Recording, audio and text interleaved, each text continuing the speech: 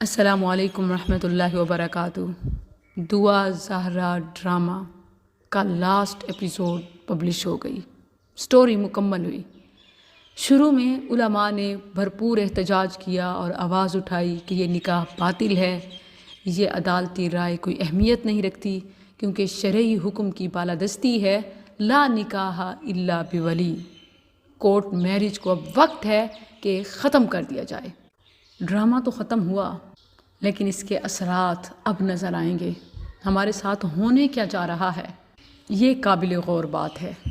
آخر کیوں دعا زہرا کیس کو ہائی پروفائل کیس بنا دیا گیا، جبکہ اس سے کہیں زیادہ ملکی، ملی، قومی، ذاتی، جانی، مالی عزتوں اور زندگیوں کے حساس ترین معاملات کو دبا دیا جاتا ہے۔ یہ کوئی صرف فرقہ واریت، کم عمری کا نکاح یا بغیر ولی کے نکاح کا مسئلہ نہیں، بلکہ پری پلانڈ منصوبے کے تحت یہ ٹرینڈ انٹروڈیوس کرایا گیا ہے کہ والدین کی رائے کی کوئی اہمیت نہیں، اولاد جو چاہے کرے، میرا جسم میری مرضی والا ایجنڈا ہے کہ حلال حرام کچھ نہیں، لڑکا لڑکی جیسے چاہیں زندگی گزاریں، پیرنٹس تک نہیں روک سکتے۔ غور کریں، ذرا سوچیں کہ یہی شادی اگر کسی قبائلی یا دیہاتی علاقے میں والدین اپنے بچوں کی بلوغت اور ضرورت کو دیکھ کر کرتے ہیں تو کیسے ساری دنیا میں شور برپا ہو جاتا ہے کہ پاکستان میں ظلم ہو گیا، بچیوں کو ان کے حق تعلیم سے محروم کر دیا گیا، کم عمری میں شادی کر دی جاتی ہے، مگر یہی دلائل اس کیس میں نہ چل سکے۔ اس کیس پر جس طرح بے تحاشا پیسہ نفری خرچ کی گئی، اس کی مثال آپ کو ڈھونڈنے سے بھی نہیں ملے گی۔ ہم دیکھتے ہیں کہ حق پر ہونے اور پیسہ خرچ کرنے کے باوجود عدالتوں سے انصاف نہیں ملتا۔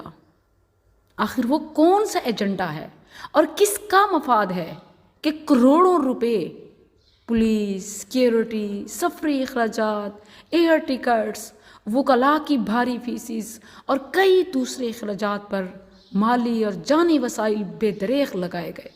یہ کوئی ایک کیس اور انسیڈنٹ نہیں، بلکہ بے حیائی اور فحاشی عام کرنے کا عالمی سلسلہ ہے۔ یہ بین الاقوامی طاقتیں ہیں جو مختلف گیمنگ ایپس کے ذریعے کم عمر بچیوں کو شکار کر کے ان سے جنسی آسودگی اور مالی استفادہ حاصل کرتی ہیں۔ یہ کام عرصہ دراز سے ہو رہا ہے۔ بے شمار کیسز ہیں جو منظر عام پر ہی نہیں آتے۔